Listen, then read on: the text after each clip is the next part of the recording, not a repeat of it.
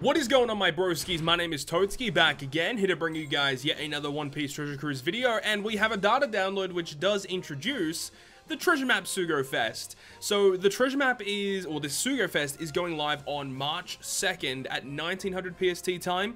The treasure map itself will debut 2 days after that, on March 4th at 1900 PST time. You gotta also remember that the treasure map itself will be the second act of the One Piece Treasure Cruise Wano campaign event, so there is going to be a farming event relating to that inside the treasure map itself. It's dependent on how many times we beat Hawkins, and then if we beat him a certain amount of times, we get good community rewards and stuff. I don't think there's like any ranking event for the website. It's just the treasure map itself is its own ranking, and then obviously, you know, we get community rewards for that. And then after the treasure map is the next event, which we don't know. We do get information about the next update, about the third act of the campaign event on March 7th at 1900 PST time, I think. So that's when we get information about the new event that we don't really know yet. But I digress. Let's talk about the actual treasure map SUGO-FEST. Now, I know the anniversary is happening right now. This debuts right after the anniversary SUGO-FEST.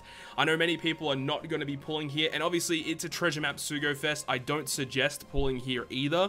Unfortunately, with this new event information, I freaking hate this. We don't even see what the banner like actually is about. I don't really like this new update at all. It's absolutely awful, but you know, we have to do with what we have, you know what I mean? But anyways, we can see the step details, so we'll go ahead and check that out, and we'll also go through all of the new treasure map characters because they're pretty interesting, so we'll go ahead and talk about it. You can see that we have Kaido here on the banner. Kaido is actually boosted for part 1 of the treasure map SUGO-FEST, so if you did want to do pulls on it, then and you want to get Kaido, then you know, this is the best part to do it. So here we go, let's go ahead and talk about the steps. So first of all, recruit with 30 rainbow gems, so the first multi-pull is discounted.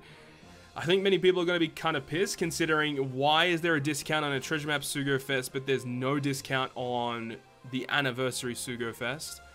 I don't know, mind-boggling, dude, absolutely mind-boggling. But look, it's here. We got the discounts now on treasure map, which is good. The second multi-pull is the guaranteed 5-star Rizo. So this is obviously one of the new treasure map characters. He is the lowest of the 3-point boosters, but still guaranteed on the second multi. I personally will be doing only 2 multi-pulls to get my hands on this Rizo. I am only missing Stampede Luffy in terms of legend, so for myself personally, it's not really worth doing the third multi, because the third multi is a guaranteed SUGO-FEST exclusive character. Nothing new there. The fourth multi is a guaranteed rate boosted character. Of course, we don't know the rate boosted list at this current point in time. But look, it's going to be a guaranteed one on multi 4. The fifth unit is, or the fifth multi is nothing special, guaranteed 4-star or better. The sixth multi is again another guaranteed SUGO-FEST exclusive character. The seventh is guaranteed 5-star Kanjuro. So Kanjuro is the second highest of the 3 characters. So you've got Rizo's the lowest, then Kanjuro, and then Kinemon. Kinemon is the target to go for if you do end up doing pulls on the treasure map SUGO-FEST. He's the most ideal unit as a captain as well. Do you guys remember a couple treasure maps ago, the one where we had, I think it was the Edward Weevil treasure map, right, where you could pull Marco and the Kizaru unit and the AO unit? So the Marco was actually a really, really good captain, and Kinemon is the same thing here, where he is like an ideal captain to run in this next treasure map. So 8th multi is another guaranteed SUGO-FEST exclusive. The 9th multi is nothing. The 10th multi is a guaranteed limited pool SUGO-FEST exclusive character.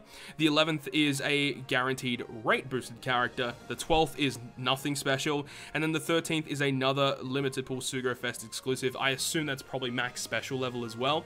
But the thing about it is, on JP, what they do typically is the one on the 7th multi where we have Kanjuro, they don't have that. And then on the 13th multi, it says, you know, you either get Kanjuro or you get Kinemon. It's one of the two. So I do like that we do get, you know, one of those units guaranteed.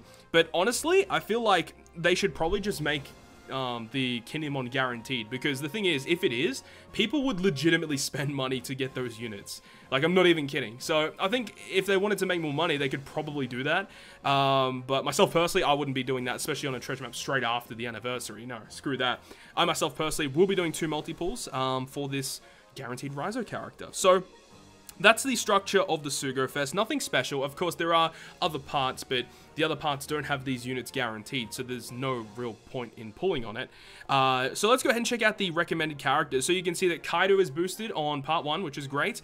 You've also got Vivi and Rebecca boosted on part 1, and V2 Katakuri is also boosted on part 1. Interestingly enough, those 3 units were also all boosted on part 1 of the Anniversary SUGO-FEST as well. So kind of strange that they're all putting them back for part 1 on this banner. I don't really understand the reasoning behind that.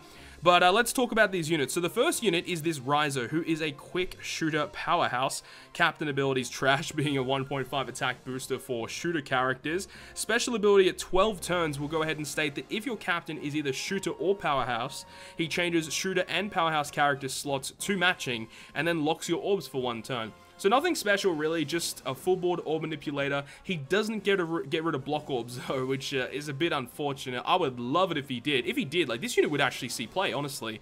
But it's not amazing, right? Especially, you know, if you do encounter those block orbs, because under that situation, you literally can't do anything about that.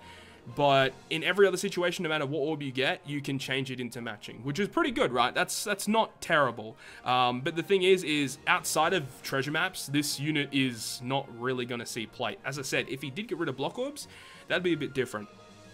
He doesn't have any limit break either, and he doesn't have any sailor abilities or anything. So, pretty plain, boring unit. So, the next unit is Kanjuro. Now, I wanted to just have a look at this artwork, man. I actually love this artwork. I love the ink splash on the right-hand side of the art. It looks so, so good. But let's talk about this unit. So, let's go ahead to the info. He is a Dex Striker Powerhouse, so same type and class combination as Legend Kaido. His captain ability is a 1.5 attack boost for Strikers, which is not good. 12-turn cooldown will state that he's going to reduce the crew's paralysis and attack down duration by 3 turns. And he also boosts the normal type effects of normal attacks, so he's a color affinity booster for powerhouse specific characters by 1.75 for 1 turn if you're between 1 and 10 on the nav level, 2 times between 11 and 20, and 2.25 21 and higher. So a 2.25 times color affinity booster for powerhouse is actually pretty good in a treasure map. And the thing is, he still, outside of a treasure map, will reduce paralysis and attack down by 3 turns. If that was by 5 turns, bro, this unit would be insane. But unfortunately, not the case. It is kind of weird, though, that he is a striker powerhouse, but and even his captain ability is a striker captain, but he doesn't give striker characters the color affinity. That's kind of weird. I feel like he should have at least given striker characters the color affinity as well. That's pretty strange, but obviously, you're meant to be using Kaido with these characters. It makes a lot of sense. So again, no sailor abilities or potential abilities either, which I think is a little strange. Now, the final character here is this Kinemon. Kinemon, as I said, is the character you want to be going for during the treasure map SUGO-FEST. So he is a strength slasher powerhouse character. Captain ability of boosting powerhouse characters' attack by 2.5 with a 1.2 times HP boost. If you use his special ability, he's going to state for the next 3 turns, he's going to be a 3.5 powerhouse attack boosting captain with a 1.2 times HP boost. So that's really good, right? So you want to be going ahead and using it perhaps on stage 6 of the final boss and carrying it into stage 7. I'm not really too sure. I'm pretty sure Hawkins had an intrusion battle. I'm pretty sure, even if he didn't. Global will get one anyway, so that's great. So yeah, Kinemon, great captain ability and will be good in this treasure map. As for his special ability, 13-turn cooldown, deals major strength damage to a single enemy, and then reduces the enemy's damage threshold and damage reduction duration. So that's Rainbow Shield and Threshold by 3 turns. And is going to boost powerhouse character's attack by 1.75 to 2 times and 2.25 times depending on your navigation level. So yeah, this unit's great to be a really good captain with utility and an attack booster. So yeah, this is pretty much all you really need, right? And if you have them all together, you'll have Kinemon for an attack boost, you'll have Kanjuro for color affinity, you'll have Rizo to give you a full board of matching orbs, and he locks them as well. So that's the whole combination of characters to be using. And then obviously if you have Kaido as well, you can have Kinemon friend captain, Kaido captain, and then your own Kinemon sub. And then you can have, you know, the Rizo, the Kanjuro, and then another unit who's boosted. I'm not really too sure who fits the bill there. I haven't even had a look at Hawkins yet as to like what his gimmicks are on the actual treasure map. But obviously these characters are built for taking him down. Makes a lot of sense. It is kind of weird though that, you know, Hawkins is a quick unit, but the most ideal treasure map unit is a strength unit. That is kind of weird. So yeah, still, you know, still having Kaido is going to be good here because he's a dex unit and he does lots of damage towards Hawkins because of the type advantage. So I still think in the treasure map, having the access to Kaido as a friend captain will be still better. Kaido should still be a pretty high point booster. I'm expecting him to be a 1.5 times point booster during the treasure map. So I'm looking forward to that, so hopefully you guys are too. But there we go, that's the full rundown of the upcoming treasure map SUGO-FEST. Look, I'm glad that the discounts are back, but you know, I wish that those discounts were also an anniversary. I think a lot of people would agree there.